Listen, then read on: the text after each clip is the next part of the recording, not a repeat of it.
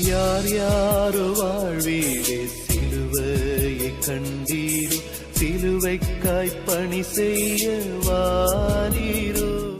கிறிஸ்துவுக்குள் பிரியமானவர்களே, மரணத்தை ஜெயித்து உயிரோடு எழுந்த ஆண்டவர் இயேசு கிறிஸ்துவின் நாமத்தினாலே எஸ்எம்பிஎம் என்ஜிபிஎம் மிஷனரி இயக்கத்தின் சார்பிலே உங்கள் அனைவருக்கும் அன்பான வாழ்த்துதலையும் வணக்கத்தையும் தெரிவித்துக் கொள்கிறேன். இந்த மிஷனரி அமைப்பு நம்முடைய பாரத தேசத்தில் நற்செய்தி அறிவிக்கிற பணியில் ஈடுபட்டிருக்கிறோம். ஆண்டவரின் கிருபையினாலே இந்தியாவின் 25 மாநிலங்களிலேயும் அண்டை நாடாகிய நேபாள், பூட்டான், பங்களாதேஷ் ஆகிய பகுதிகளுக்கும் நாம் நற்செய்தி அறிவிக்கிற பணியில் ஈடுபட்டிருக்கிறோம். இதுவரையிலேயும் நாம் செய்த ஊழியத்தின் விளைவாக சுமார் 6132 பேர் முதல் தலைமுறை கிறிஸ்தவர்களாக ஞானஸ்நானம் பெற்று 6620 கிராமங்களில் ஆண்டவரை ஆராதிக்கிறார்கள். ஆண்டவரின் பெரிய கிருபையினாலே நாம் 7 இடங்களில் விடுதிகளை நடத்துகிறோம். இந்த விடுதிகளிலே சுமார் 458 குழந்தைகள் படிக்கிறார்கள். பணித்தளங்களிலே சுமார் 632 கிராமங்களில் ஆராதனைகள் நடந்தாலும் இதுவரையிலேயும் நாம் 41 கிராமங்களில் ஆலயங்களை கட்டி பிரதிஷ்டை செய்திருக்கிறோம்.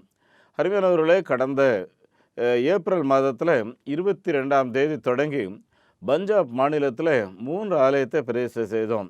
அருமையானவர்களே, இது ஒரு பெரிய அதிர்வான நிகழ்வு. காரணம் என்னவென்றால், ஒரு அண்ணன் அவர்களுடைய மகனுக்கு நடந்த திருமணத்தில் ஆண்டவருடைய பிள்ளைகள் எல்லாரும் கொண்டு வந்து கொடுத்த மொய் பணம் அவ்வளோத்தையும் சேர்த்து வைத்து இதில் ஒரு ஆலயங்கள் கட்ட வேண்டும் என்று சொல்லிக் கொடுத்தார்கள்.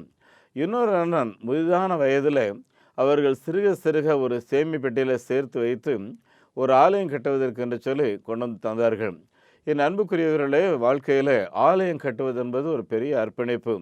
காரணம் என்னவென்றால், தாவீது அரசர் கர்த்தருடைய ஆலயத்தை கட்டுவதில் அவர் ஒரு வைராக்கியத்தோடு இருந்துடைய விளைவாக இன்றைக்கு வரையிலையும் நாம் தாவீதை குறித்து நாம் பேசுகிறோம். ஆகவே என் அன்பானவர்களே, உங்களுடைய சந்ததி நீடுழை காலமாக இந்த பூமியில் நிலைத்து வாழ, ஆசீர்வாதமான சந்ததியாக பெருக, எப்படியாலும் குடும்பத்தின் சார்பில் ஆலயங்கள் கட்ட எழும்பி வாருங்கள். அருமையானவர்களே, இந்த இயக்கத்தில் ஸ்பான்சர் பண்ணுகிற மிஷினரிகளுக்கு இதுவரையிலையும் சுமார் 110 ஸ்பான்சர்ஸ் தான் இருக்கிறார்கள். ஆனால் 210 மிஷினரிஸ்மார் இருக்கிறார்கள். ஆண்டவர் உங்களோட பேசுவார் என்றால் ஒரு 3000 ரூபாய் கொடுத்து ஒரு மிஷினரியை ஸ்பான்சர் பண்ணலாம். அதே போல் நம்முடைய குழந்தைகளிலேயும் 120 குழந்தைகளுக்கு தான் ஸ்பான்சர்ஷிப் இருக்கிறது. இன்னும் மீதமான குழந்தைகளுக்கு ஸ்பான்சர்ஷிப் தேவை. ஒரு குழந்தைக்கு 600 ரூபாய், முழுமையாக பொறுப்பெடுக்கிறதுக்கு 1200 ரூபாய் தேவை. அருமையானவர்களே, மிஷினரிகளுடைய குழந்தைகளை படிக்க வைக்கிறதற்கு 1000 ரூபாய் தேவை. இந்த ஊழியங்களுக்காக நீங்கள் ஜெபம் பண்ணிக்கொள்ளுங்கள்.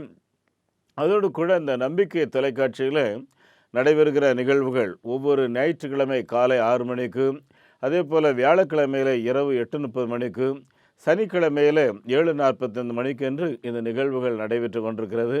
நீங்கள் பார்க்கிறதோடு உங்களுடைய நண்பர்களை பார்க்கும்படி சொல்லுங்கள்.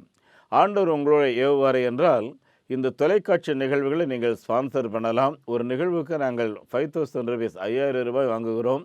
உங்களுடைய திருமண நாள், உங்களுடைய குழந்தைகளுடைய திருமண நாள், படிப்பு, குழந்தைகள் திருமண நாள், இன்னும் ஆண்டவர் நமக்கு கட்டித்தருகிற வீடுகள், கிராஜுவேட்டி போன்ற நல்ல காரியங்கள் நம்முடைய குடும்பங்களில் நடைபெறுகிறத நினைவு கூர்ந்து ஆண்டவருக்கு ஸ்தோத்திரம் செலுத்த விதத்தில் ஒரு நற்செய்தி இந்த ஒரு ஒளிபரப்பு நிகழ்வை ஸ்பான்சர் பண்ணலாம். இதன் மூலம் உலக அளவில் ஆயிரக்கணக்கான லட்சக்கணக்கான மக்கள் கர்த்தருடைய வருகைக்கு தங்களை ஆயத்தப்படுகிறதோடு கூட இந்த நாட்டில் நடைபெறுகிற மிஷினரி பணிக்கும் அவர்கள் பங்காளர்களாக மாறுவார்கள். ஆண்டவர் உங்களோட பேசுவார் என்றால் இந்த நிகழ்வுகளை நீங்கள் ஸ்பான்சர் பண்ணலாம்.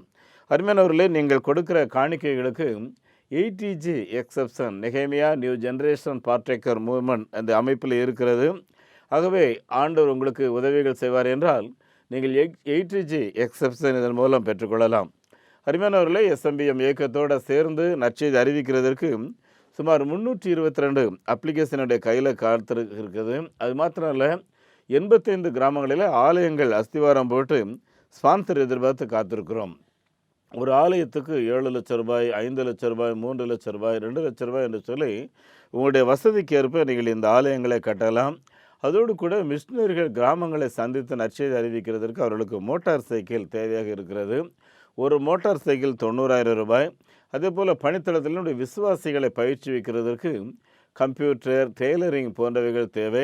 இந்த டெய்லரிங் மிஷின் வாங்குவதற்கு 10,000 ரூபாய், கம்ப்யூட்டர் வாங்குவதற்கு 10,000 ரூபாய் தேவை. அருமையானவர்களே, வேதத்தில் மனம் திரும்புகிற ஒரு பாவி நிமித்தம் பரலோகத்தில் மிகுந்த சந்தோஷம் உண்டாயிருக்கும் என்று சொல்லி லூக்கா 15:10 வாசிக்கிறோம். அருமையானவர்களே, நம்முடைய குடும்பத்தின் மூலம் தினந்தோறும் பரலோகத்தில் ஒரு மகிழ்ச்சி உண்டாயிருக்க வேண்டும் என்றால் நற்செய்தி அறிவிக்கிற இந்த மிஷினரி பணியில் ஈடுபட வேண்டும். இந்த ஊழியத்தை ஆதரிக்கிறதற்கு எங்களுடைய அக்கௌண்ட் நம்பரை குறித்து வைத்துக் கொள்ளுங்கள். நெகேமியா new generation partaker moment, state bank of India, account number 42 17 80 20 691, IFSC code SPIN 0061767. அதோடு கூட salvation mission partaker moment SMPM South Indian bank 088607300000169, IFSC code SIPL 0000886. எங்களோடு தொடர்பு கொள்வதற்கு 9447375550 9043867550. தொடர்ந்து எங்களுக்காக ஜெபம் பண்ணிடுங்க. மாதந்தோறும் கர்த்தருடைய வருகைக்கு நம்ம ஆயத்தமாக இருக்கிறதுக்காக ஆத்மாவை தேடின்னு ஒரு கிறிஸ்தவுக்குள் பிரியமானவர்களே, இந்த நாளில் ஆண்டவர் நமக்கு கொடுத்த ஒரு பெரிய கிஃப்ட் உழைப்பு. அருமையானவர்களே, சங்கீதம் 128 2ஆம் வசனத்தில் எழுதியிருக்கிறது, உன் கையின் பிரயாசத்தையே நீ சாப்பிடுவாய், உனக்கு பாக்கியமும் நன்மையும் உண்டாயிருக்கும். பாக்கியம்னா ஆசீர்வாதம், நன்மைனா உனக்கு நன்மை தான் நடக்கும், தீமையே நடக்காது அப்படிங்கிறது எழுதியிருக்கு. சங்கீதம் 85:12 வாஸ்து பார்த்திங்கன்னா, கர்த்தர் தம்முடைய பிள்ளைகளுக்கு நன்மையானவைகளை மட்டும்தான் தருவார். நீங்கள் ஆண்டுடைய பிள்ளை, ஆகவே உங்களுக்கு நன்மையானவைகளை மட்டும்தான் தருவார். ஆகவே கலங்காதிருங்கள். என் அன்புக்குரிய தேவனுடைய பிள்ளைகளே, உங்களுடைய உழைப்பை நீங்கள் மூலதனமாக்குங்கள். உழைக்கிறதுக்கு மட்டும் ஒரு நாளும் மனச்சோர்வை அடையக்கூடாது, உழைப்பை வெறுக்கவும் கூடாது. ஏன்னா யார் உழைச்சாலும் உண்டு, அவங்களுக்கு நிச்சயமாக கூலி உண்டு பெற்றுடுங்க. ஆகவே உழைக்கிறதற்கு நம்மை ஒப்பு கொடுங்க. ஏன்னா ஆதியிலேயே கடவுள் மனுஷனை உருவாக்கி ஏதேன் தோட்டத்தில் வைக்கும்போது கூட என்ன சொன்னார், அந்த தோட்டத்தை பண்படுத்தவும் பராமரிப்பவும் அப்படின்னு சொல்லி சொன்னார். ஆகவே உழைப்பு நம்ம மேலே விழுந்த கடமை. அருமையானவர்களே, உழைக்காமலேயே சாப்பிடணும் அப்படின்னு நினச்சா நீங்கள் சாப்பிடாதீங்க அப்படின்னு சொல்லி பைபிள் எழுதியிருக்கு. அது மாத்திரம் இல்லை, மற்றவனுடைய சொத்துக்களை சுரண்டுவது. எப்படி மூட்டைப்பூச்சி பார்த்திங்கன்னா மற்றவனோட ரத்தத்தை உறிஞ்சிக்கிட்டே இருக்கும், அது மாதிரி உறிஞ்சிக்கிட்டே இருக்கும்னு நினைக்கிறது. இதெல்லாம் கிறிஸ்தவர்களுக்கு ஆசீர்வாதமே கிடையாது. ஆகவே மற்றவங்களுடைய உழைப்பு உங்களுக்கு கிடையாதுங்க. தெளிவாக மனசில் வச்சுக்க. லஞ்சம் லாவண்யம் இதெல்லாம் வாங்கி வீட்டுக்கு கொண்டு வந்தால் சாபம் வீட்டில் இருக்காது. அது அடுத்தவன் எரிச்சலோட கொடுக்கறது. அது மாதிரி கிறிஸ்தவர்கள் வட்டி தொழிலை கொடுத்தும் தொழில் பண்ணக்கூடாது. நீங்கள் வட்டி கொடுத்தீங்கன்னா உங்களுக்கு பணத்தை திரும்ப கொடுக்கணும், எரிச்சலோடு தான் கொடுப்பான், ஒரு ஏக்கத்தோடு கொடுப்பான். ஐயோ என் சம்பாத்தியம்லாம் போகுதுன்னு சொல்லி. கடந்த நாளில் ஒரு அண்ணனை சந்தித்தேன். அவங்க சொன்னாங்க, அண்ணன் வாங்கினது 20 லட்சம், இதுவரைக்கும் 22 லட்சம் கட்டி முடித்தாச்சு, இன்னும் 18 லட்சம் கட்டினா தான் என் கடன் முடியும். இல்லை எங்கேருந்து கேட்டால் என்ன பண்ண, எரிச்சல், ஒரு ஏக்கம். இதில் அவங்க பிள்ளை வேறு கல்யாணத்துக்கு ரெடியாக இருக்கிறான். என் பிள்ளைக்கு நான் கல்யாணம் பண்ணுவேன்னா கடன் அடைப்பேன்னா நான் என்ன செய்கிறது? என் அன்புக்குரிய தேவனுடைய பிள்ளைகளே, பலர் இப்படி முழுகி போய் உடைந்து போய் கிடக்கிறோம். பார்த்துக்குங்க. ஆண்டவராகிய இயேசு கிறிஸ்து உங்களுடைய உபத்திரவங்களை பார்க்கிறார், உங்களை மீட்டுக்கொள்ள ஆசையோடு இருக்கிறார். தாமஸ் ஆல்வா எடிசன் என்பவர் ஒரு புகழ்பெற்ற ஒரு பெரிய ஒரு ஆராய்ச்சியாளர். அவர் தான் கரண்ட் கண்டுபிடிச்சார், அவர் தான் எல்லா விளக்குகள்லாம் கண்டுபிடிச்சார்.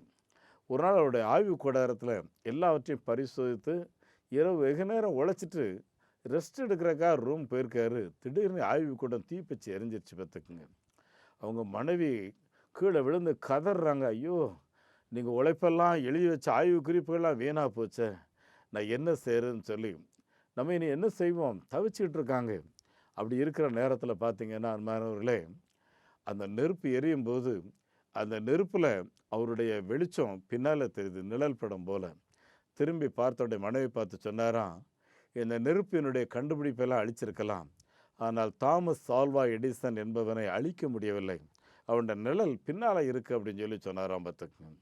என் அன்புக்குரியவர்களே, மிஷினரி வில்லியம் கேரி என்பவர் வெளிநாட்டிலேருந்து வந்து இந்தியாவுக்குள்ளாக வந்து நிறைய காரியங்களை செய்தார். அந்த உடன்கட்டை ஏறுற பழக்கத்தெல்லாம் எடுத்தார் அவர் தான். அப்படிப்பட்டவர் வேதாகமம் இந்திய மக்களுக்கு வேணுங்கிறதுக்காக இந்திய மொழிகளில் வேதாகமம் மொழிபெயர்த்தார். தமிழ் பைபிளை கூட அவர் மொழிபெயர்த்தார். பார்த்துங்க. ஒரு நாள் எல்லாமே அச்சு கூடாரத்தில் ஏற்றி ரெடி பண்ணிகிட்டு இருக்காரு. வீட்டுக்கு வந்து நேரம் பார்த்து அவருடைய எல்லா அச்சு கூடாரமும் எரிந்து சாம்பலாகி போய்விட்டது. அருமையானவர்களே, இதோட வில்லியம் கேரி முடிஞ்சார், ஊழியம் முடிஞ்சது. அப்படி தான் எல்லாரும் யோசித்துக்கிட்டு இருந்தாங்க. ஆனால் அதன் பின்பு தான் தேவன் பல தேவனுடைய பிள்ளைகளுடைய இதய கதவுகளை திறந்தார் பார்த்துக்குங்க. அருமையானவர்களே, எனக்கு தெரிந்த ஒரு அண்ணன், அவங்களுடைய பள்ளிக்கூடம் தீப்பிடித்து எரிந்து இருந்த எல்லா பஸ்ஸு, அவர் ஆசையாக வாங்கின ஓட்டின காரு எல்லாமே எரிந்து சாம்பலாகி போய்விட்டது பார்த்துக்குங்க. அருமையானவர்களே, அப்படிப்பட்ட நிலையிலையும் கூட ஒரு போலீஸ் அதிகாரியோட சந்திக்கும்போது அவர் என்ன சொன்னார்னா, நீங்கள் கலங்காதீங்க, உங்கள் உழைப்பு உங்ககிட்ட இருக்குது. ஆகவே இழந்து போன குறித்து கவலைப்படாதீங்க. யாரோ தீ வச்சிருப்பாங்கன்னு சொல்கிறீங்க, இருக்கட்டும், அவங்க தான் அதுக்கான பலன் அனுபவிப்பாங்க. நீங்கள் என்ன இழந்து போனீங்களோ அதை 1000 மடங்காக நீங்கள் திரும்ப பெற்றுக்கொள்வீர்கள் அப்படின்னு சொல்லிட்டு கோயிலில் போய் ஜெபம் பண்ணிவிட்டு உங்கள் வேலையை பாருங்கள் அப்படின்னு சொல்லி அனுப்பி வச்சார். என் அன்புக்குரியவர்களே, அந்த வருஷம் அவங்களுக்கு நல்ல அட்மிஷன், எல்லா பிரச்சனைகளையும் கர்த்தர் மாற்றி போட்டார். அருமையானவர்களே, உன் கையின் பிரயாசத்தை நீ சாப்பிடுவாய், உனக்கு பாக்கியமும் நன்மை உண்டாயிருக்கும்னா அது உண்மை பார்த்துக்குங்க. அருமையானவர்களே, தேவன் நமக்கு வரக்கூடிய ஒவ்வொரு பிரச்சனைகளையும் அவரோட பகிர்ந்து கொள்ளணும்னு சொல்லி விரும்புகிறார்.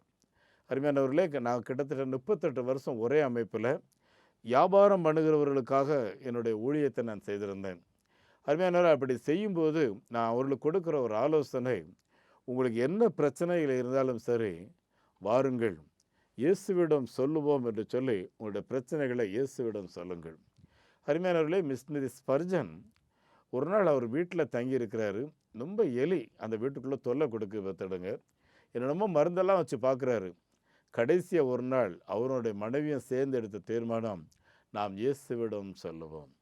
என் அன்புக்குரியவர்களே, அந்த எலி எங்கள் வீட்டுக்குள்ளே வரக்கூடாது, வராமல் எங்கள் வீட்டை பராமரிக்கிறது உங்கள் பொறுப்பு, உங்கள் தூதரில் நிறுத்தி வைத்து செய்யுங்க அப்படின்னு ஏறெடுத்த ஜெபத்தை கர்த்தர் கேட்டு அந்த நாள் தொடக்க அந்த வீட்டுக்குள்ளே எலியே வரல பார்த்துடுங்க. ஆகவே என் அன்பானவர்களே, நாம் இயேசுவிடம் சொல்லுவோம். காணா ஒரு கல்யாண வீட்டில் ஒரு பெரிய அவமானம் வர இருந்துச்சு. அதனால தான் இயேசுவின் தாயார், இந்த வீட்டில் அப்பம் இல்லையே, திராட்சரசம் குறைவுபட்டுச்சே, மணமகன் வெட்கப்பட்டு போகக்கூடாது அப்படின்னு சொல்லும்போது, அருமையானவர்களே, இயேசு அந்த இடத்துல இருக்கிறார். இயேசுவின் இடத்துல சொல்லிட்டா அவர் வெட்கப்படுத்தவே மாட்டார். அந்த அம்மா சொல்கிறாங்க, அவர் உங்களுக்கு என்ன சொல்லுகிறாரோ அதன்படி செய்யுங்கள். கற்சாடி நிறைய தண்ணி நிரப்புனாங்க, எடுத்து பந்தியில் உருளைங்களுக்கு ஊற்றுங்க, நாங்கள் ஊற்றுனாங்க, எல்லாம் திராட்சை ரசமாக மாறிடுச்சு. என் அன்புக்குரியவர்களே, உங்கள் குடும்பத்தின் காரியங்கள் எதுவாக இருந்தாலும் இயேசுவிடம் சொல்லுங்கள். உங்களுடைய தொழில் பிரச்சனைகள் எதுவாக இருந்தாலும் குடும்பமாக இயேசுவினிடத்தில் சொல்லுங்கள். அவர் கேட்பார், அவர் அதற்கு பதில் தருவார் பார்த்துக்குங்க. அருமையானவர்களே, உங்களுடைய தேவைகள் சந்திக்கப்படுகிறதுக்காக எந்த விதத்துலையும் குறுக்கு வழியில் போய் நாடாதீங்க. குறுக்கு வழின்னா எந்த ரூட்டில் போனால் எனக்கு பணம் கிடைக்கும், எந்த ரூட்டில் போனால் சம்பாதிக்கலாம்னு நினைக்கிறது பார்த்துக்குங்க. அருமையானவர்களே, யாரெல்லாம் இந்த குறுக்கு வழியான எண்ணங்களை கொண்டிருக்கிறார்களோ அவங்கெல்லாம் வாழ்க்கையில் முன்னேறவே முடியாது, இருந்ததையும் இழந்து போய் நாளுக்கு நாள் கீழே தான் போவாங்க பார்த்துக்குங்க.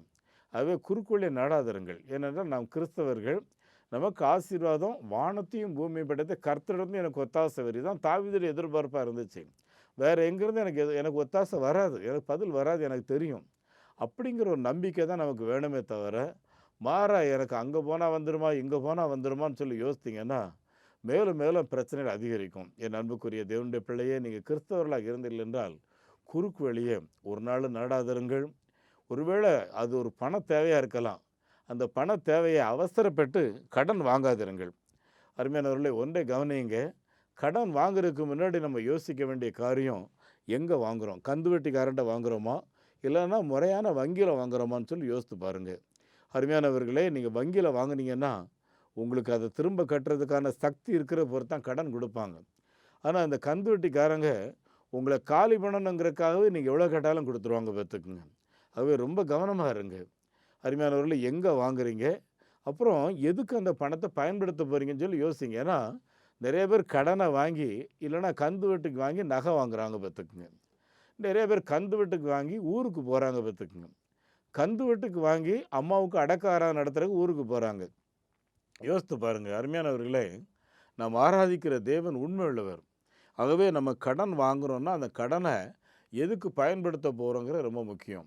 அப்புறம் எப்படி திரும்ப கட்ட போகிறோம் அப்படிங்கிறத நீங்கள் யோசிக்கணும். ஏன்னா இன்வெஸ்ட் பண்ணுற அந்த இன்வெஸ்ட்மெண்ட்லேருந்து லாபம் கிடைக்குமா, இல்லை என்றால் நம்ம கையில் இருக்கிற இந்த பொருளாதாரத்தை வைத்து நம்ம இன்றைக்கி அந்த கடன்களை அடைக்க முடியுமா? ஆகவே தொழில் செய்கிற இல்லை என்றால் உழைப்பாளர்களே, நான் உங்களிடத்தில் கேட்டுக்கொள்கிறது எல்லாமே, உங்களுடைய எந்த காரியமாக இருந்தாலும் குறுக்கு தேடாமல் தேவனோடு போய் உங்கள் தேவைகளை பகிர்ந்து கொள்ளுங்கள். அருமையானவர்களே, ஜார்ஜ் முல்லர் என்ற தேவனுடைய மனிதர் விசுவாசத்தில் வல்லவர். அவர் தேவனுடைய பிள்ளைகளுக்காய் அவர் கொடுக்கிற ஆலோசனையில் ஒன்று, இயேசுவினிடத்தில் சொல்லுங்கள், குறுக்கு வழியை நாடாதிருங்கள். மூன்றாவது, உங்களுடைய தேவைகள் எதுவாக இருந்தாலும் சரி, அதை உங்களுடைய மனைவியோட பகிர்ந்து ஷேர் பண்ணி ஜெபம் பண்ணுங்க. ஒருவேளை இந்த கடன் வாங்குறதுக்கு முன்னாடி உங்கள் வீட்டம்மாவோடு அதை ஷேர் பண்ணி, இப்படி தான் வாங்க வேண்டியிருக்கு, இன்றைக்கி இருக்கிற நிலையில் இப்படி தான் கட்ட வேண்டியிருக்கு, நீ எப்படி இதை சமாளிக்க போகிற அப்படின்றத பேசி அவங்க நல்ல ஆலோசனைகளை சொல்லுவாங்க. பார்த்துக்குங்க. இதை விட்டுட்டு நேரே மார்வாடி கடைக்கு போகிறது, இல்லைன்னா கந்துவட்டிக்காரங்கிட்ட போகிறது, அன்பானவர்களே, இதெல்லாம் உடனடியாக பணம் கிடைக்கும்.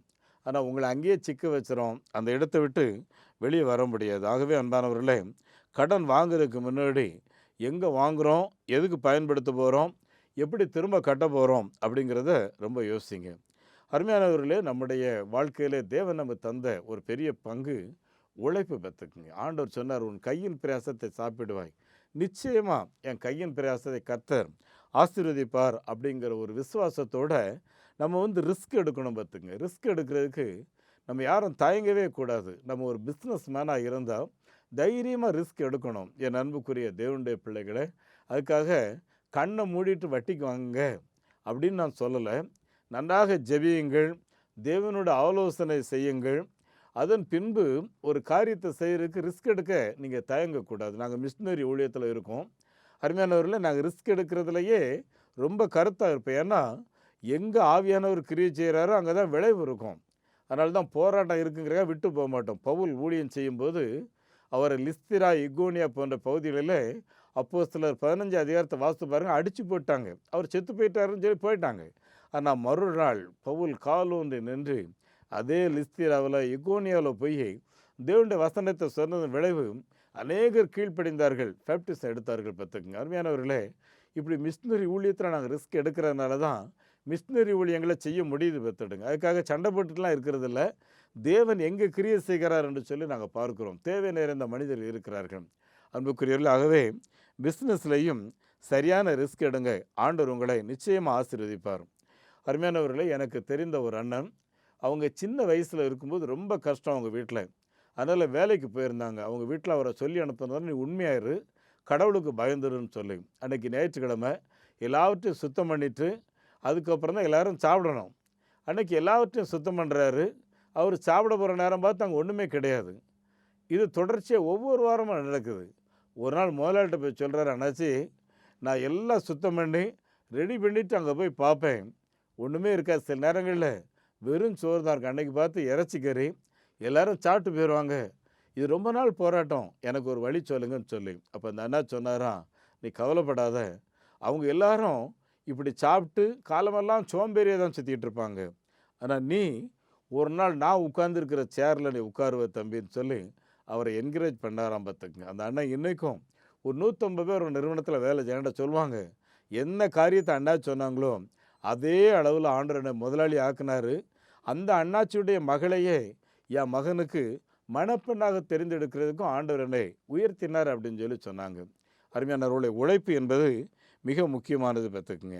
கடைசியாக என் அன்புக்குரியவர்களே, நான் உங்களோட பகிர்ந்து கொள்ள வேண்டிய ஒரு காரியம், உங்களிடத்தில் வேலை செய்கிறவர்கள் மேலே நீங்கள் அக்கறையாக இருக்க வேண்டும். எனக்கு தெரிந்த ஒரு அண்ணன், அவங்க நிறுவனத்தில் அவங்க மேனேஜருடைய மனைவி ரொம்ப சிக்காயிட்டாங்க, மரித்து போகிற நிலைமை. உடனே அந்த முதலாளி அவருடைய மனைவி அங்கே போய் அந்த மருத்துவமனையில் மருத்துவர்களோடு பேசி வேண்டிய செலவினங்களை பார்க்கிறதோட அந்த அந்த ஹால்கில் அந்த அந்த சகோதரி மரண தருவாயில் இருந்த அந்த இடத்துல முழங்கால் படியிட்டு அந்த மகளுக்காய் அழுது ஜெபம் பண்ணினார்கள். எப்படி 100க்கு அதிபதி தன் வேலைக்காரனுக்காக இயேசுவினிடத்தில் போய் பரிந்து பேசினாரோ அதே போல் அந்த குடும்பம் பரிந்து பேசினார்கள். அந்த அக்காவும் சுகம் அடைந்தாங்க. ஆனால் அந்த மேனேஜர் இன்றைக்கும் சொல்கிறாரு, என் முதலாளி இந்த அறைக்குள்ளே ஜெபம் பண்ணலைன்னா என் மனைவி உயிரோடு இருந்திருக்க மாட்டாங்க. என் அன்புக்குரிய ஆண்டோடைய பிள்ளைகளை, உங்களுடைய வேலைக்காரர்களுக்கு ஒரு ஆத்மா இருக்குது. பார்த்துக்குங்க. தனிமரம் ஒரு நாளும் தோப்பாகாது. ஆகவே உங்களுக்கு தந்திருக்கிற வேலைக்காரர்களை நன்றாக உபசரியுங்கள், நன்றாக தங்குற இடம் கொடுங்க, நன்றாக சாப்பாடு கொடுங்க. அவங்களுடைய கூலியை ஒரு நாள் நீங்கள் வைத்திராதீர்கள். மாதாந்திர கூலி பேசியிருந்தீங்கன்னா மாதந்தோறும் கொடுத்துருங்க. அவங்க வேண்டான்னா அவங்க பேரில் வங்கி அக்கௌண்ட் ஓப்பன் பண்ணி அதில் போட்டு வைங்க. ஏன்னா அவங்க போகும்போது வட்டியோட சேர்த்து எடுத்துக்கிடுவாங்க பார்த்துக்குங்க. நீங்கள் உங்ககிட்ட வச்சுருந்தீங்கன்னா அது உங்களுக்கு வளர்ச்சிக்கு ஆசீர்வாதத்துக்கு இடமே கிடையாது. ஒரு அண்ணன் முதலாளியை சந்தித்தேன். சொன்னேன், எங்கிட்ட வேலைக்காரங்களே தங்க மாட்டேங்கிறாங்கன்னு சொல்லி. நான் சொன்னேன், அண்ணன் வேலைக்காரங்க தங்குவாங்க. நீங்கள் வேலைக்காரர்களை முதலாளிகளாக எண்ண வேண்டும். உங்களுடைய பங்காளர்களாக எண்ண வேண்டும். உங்கள் கம்பெனியில் அவங்களுக்கு நல்ல சாப்பாடு போடணும். நல்லா தங்குற இடம் கொடுங்க. அது மாத்திரம் இல்லை, 8 மணி நேரம் வேலைன்னா 8 மணி நேரம், அதுக்கு மேலே 2 மணி நேரம் வேலை செய்யணும். அதுக்கான எக்ஸ்ட்ரா கூலியை கொடுத்துருங்க. ஒவ்வொரு மாதமும் அவங்களுடைய கூலி அவங்க வீட்டுக்கு அனுப்பிச்சிருங்க. அப்படி அவங்க வேண்டாம்னாங்கன்னா அவங்களுக்குன்னு வங்கி கணக்கில் போடுங்க. அருமையானவர்கள், இந்த ஆலோசனை அவர்களுக்கு ஏற்புடையதாக இருந்தது. அந்த நிறுவனம் கொடி கட்டி பறந்து. இப்படி நிறைய நான் சொல்லிக்கிட்டே இருப்பேன். ஆகவே அன்பானவர்களை, வேலைக்காரர்களை பாத்திரவான்களா எண்கள். ஹென்றி போர்டு என்பவர் ஒரு பெரிய கார் கம்பெனி முதலாளி பெற்றுடுங்க. ஒரு நாள் ஒரு ஃபங்க்ஷனுக்காக காரில் போகிறாரு. போயிட்டுருக்கும்போது கார் டயர் பஞ்சர் ஆயிடுது. இறங்கி அந்த டயரை கழட்டி உள்ளே வச்சுருந்த ஸ்டெப்னி டயரை எடுத்து அந்த இடத்துல மாட்டுறாரு. கையில் வச்சுருந்த எல்லா போல்ட்டும் செதறிடுச்சு பார்த்துக்குங்க. திரும்பி பார்க்குறாரு, ஒரு சேத்துக்குள்ளே கிடக்குது. ஆகவே இப்போ இந்த டயரை மாட்டினது அவர் போக வேண்டிய ஃபங்க்ஷனுக்கு போனோம். இதுக்குள்ளே சேத்துக்குள்ளே இறங்கிட்டா உடம்பெல்லாம் சேராயிரும். இனி குளிச்சுட்டும் போக முடியாது.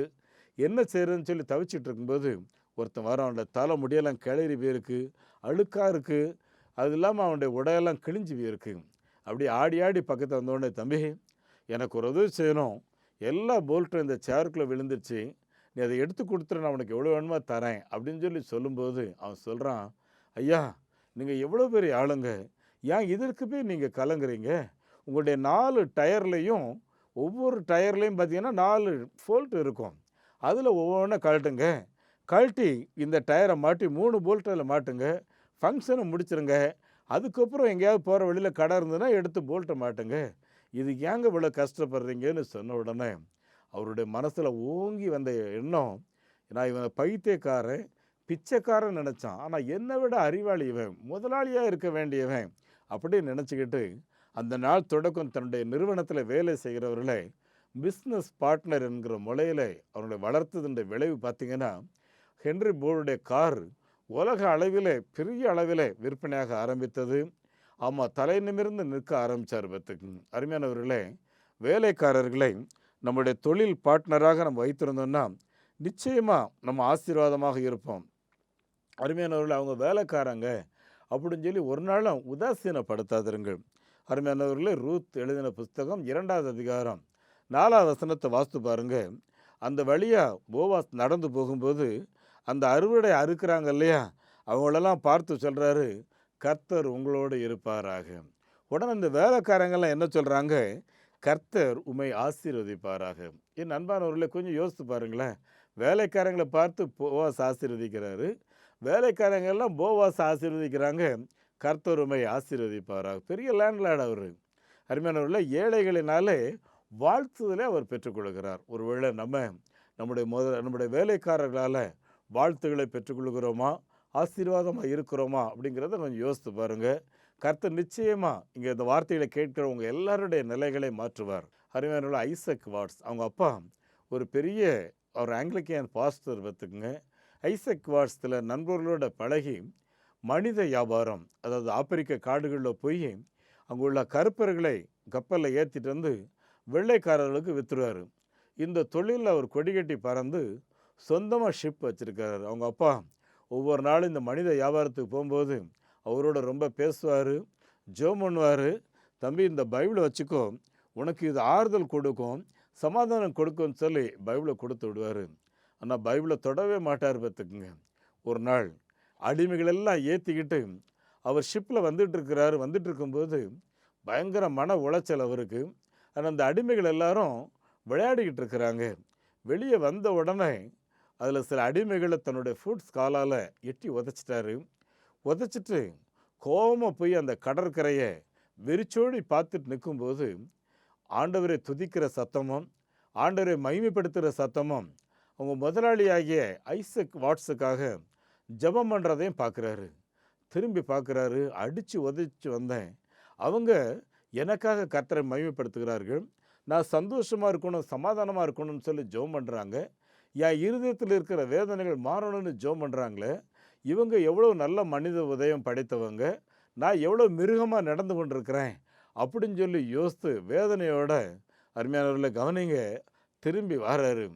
திரும்பி வரும்போது அவங்க ஜெபிக்கிறத பார்த்த உடனே உள்ளம் உடஞ்சி போயிடுறாரு. நேராக ரூமுக்குள்ளே போகிறாரு. அவங்க அப்பா கொடுத்து விட்ட பைபிளை முதல்ல எடுத்து படிக்கிறார் பார்த்துக்குங்க. படித்த உடனே அவருக்கு அளவு கடந்த சந்தோஷம். அருமையானவர்கள் அப்போ தான் மனசில் யோசிக்கிறாரு, மனிதர்களை மனிதர்களாக பார்க்கறதுக்கு பதிலாக மிருகங்களாக பார்த்து மனிதர்களையே நான் விலைக்கிரயம் பண்ணி வியாபாரம் பண்ணி சம்பாதிக்கிறேனே, நான் ஒரு துரோகி, இவங்களுக்கு நன்மை செய்யணும் அப்படின்னு சொல்லி அவரோட மனசில் தீர்மானம் எடுத்து அருமையானவர்களே அந்த ஷிப் லிவர்பூல் துறைமுகத்தில் நிற்கும்போது கீழே வேகமாக ஓடி ஒரு வால் போஸ்டர் பிடிக்காத எழுதியிருக்கு, அடிமைகளாக இந்த கப்பலில் நீங்கள் ஏற்றப்பட்டீங்க, இப்போ என்னுடைய பிள்ளைகளாக நீங்கள் வருங்க அப்படின்னு சொல்லி அவ்வளோ பேருக்கும் வரவேற்பை கொடுத்து அவர்களுக்கு நல்ல தங்குற இடத்த கொடுத்தது மாத்திரம் இல்லாதபடி அவர் சேர்த்து வைத்திருந்த பணங்கள் எல்லாம் அடிமை ஒழிப்புக்காக அவர் செலவு செய்தாராம். என் அன்புக்குரிய தேவனுடைய பிள்ளைகளே, நாமும் நம்மோடு கூட இருக்கிறவர்களை மனிதர்களாக பாவிப்போம், மனிதர்களாக மதிப்போம். அது நமக்கு ஒரு பெரிய ஆசீர்வாதம் பார்த்துக்குங்க. அன்புக்குரியவர்களே, நம்முடைய உழைப்பை யாரும் திருட முடியாது, உழைப்பை யாரும் தன்னலத்துக்காக பயன்படுத்தவும் முடியாது. அருமையானவர்களே, இப்படி ஆண்டவரை ஆராதிக்கிறதுல கர்த்தரை பிரியப்படுத்துறதுலே பிரியமாக இருப்போம். ஆபிரகாம் ஒரு பெரிய முதலாளி. அந்த முதலாளியை கர்த்தரால் அழைக்கப்பட்ட பின்பு அவர் ஆதியாகமம் 12 அதிகாரத்தை வாசித்து பாருங்கள். அவர் போகிற இடம்லாம் முதல்ல தனக்கு கூடாரம் போடுறாரு இல்லையோ, கர்த்தருக்கு ஆலயம் கட்டுறாரு பார்த்துக்குங்க. ஒரு பலிபீடம் கட்டினாருன்னு சொல்லி ஆதியாகமம் 12 அதிகாரத்தில் வாசிக்கிறோம். ஆபிரகாமின் தேவன் உங்களோட இருக்கிறாரு. நீங்கள் எங்கே இருந்தாலும் சரி, ஆண்டவரை ஆராதிக்கிறதற்கு ஆலயம் போகிறதுல நீங்கள் முந்திக் கொள்ளுங்கள். அது உங்களுக்கு ஒரு பெரிய ஆசீர்வாதம். ஆலயம் இல்லையா, 2 பேர் இருந்தாலும் ஆலயங்களை உருவாக்குவதற்கு பிரயாசப்படுங்க. உங்கள் வீட்டிலே ஒரு ஆராதனை ஸ்தலத்தை உருவாக்குங்க. அது உங்களுக்கு ஒரு பெரிய ஆசீர்வாதம். உங்களை வாழ்த்துகிறேன். உங்களுக்காக நான் ஜெபிக்க விரும்புகிறேன். தலைகளை தாழ்த்தி நான் ஜெபிப்போம். எங்கள் மத்தியில் பிரகாசமாக இருக்கிற எங்கள் நல்ல தெய்வமே, உழைப்பின் மகிமை குறித்து எங்களோட பேசி கொண்டிருந்ததுக்காக ஸ்தோத்திரம். உன் கையின் பிரயாசத்தை நீ சாப்பிடுவாய், உனக்கு பாக்கியமும் நன்மையும் உண்டாயிருக்கும் என்று சொன்னீரே, அந்த வார்த்தைக்காக நன்றி செலுத்துகிறோம். ஆண்டவரே, இந்த வசனத்தை கேட்ட உங்களுடைய பிள்ளைகள் ஒவ்வொருடைய குடும்பத்திலேயும் ஆண்டவருடைய கைகளின் பிரயாசங்கள் வீணாய் போகாதபடி, தண்டமாய் போகாதபடி, மருத்துவமனைகளுக்கு என்று போகாதபடி, என் ஆண்டவருடைய சுகமளிக்கு வல்லமை ஒவ்வொருடைய வீடுகளிலேயும் தங்கியிருக்கட்டும். ஆண்டவரே தகப்பனே, உம்முடைய பிள்ளைகள் ஒவ்வொரு மாதமும் சம்பாதிக்கிற சம்பாத்தியம், ஆண்டவரிடத்தில் வேலை செய்கிறவர்களுக்கு கொடுக்குற அந்த கூலி எல்லாருக்கும் ஆசீர்வாதமாக இருக்கட்டும்.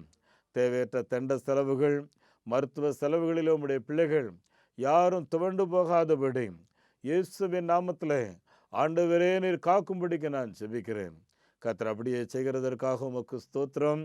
நன்மையான எந்த ஈவும் பூரணமான எந்த வரங்களும் ஜோதிகளின் பிதாவினிருந்து இறங்கி வருகிறதா இருக்கிறது என்ற வேதத்தில் வாசிக்கிறபடி இந்த வார்த்தைகளை கேட்ட எல்லார் மேலே உம்முடைய மகிமையான ஆசீர்வாதம் தங்கியிருக்க வாழ்த்தி ஆசீர்வதித்து ஜெபிக்கிறேன்.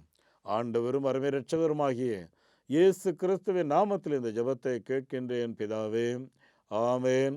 நம்முடைய ஆண்டவர் இயேசு கிறிஸ்துவனுடைய கிருபையும் பிதாவாகிய கடவுளின் அன்பும் பரிசுத்த ஆவியானுடைய நடத்துதல் பராமரிப்பு ஆசீர்வாதம் நம் அனைவரோடும் இன்றும் என்றும் சதா காலங்களிலேயும் தங்கியிருப்பதாக, ஆமேன்.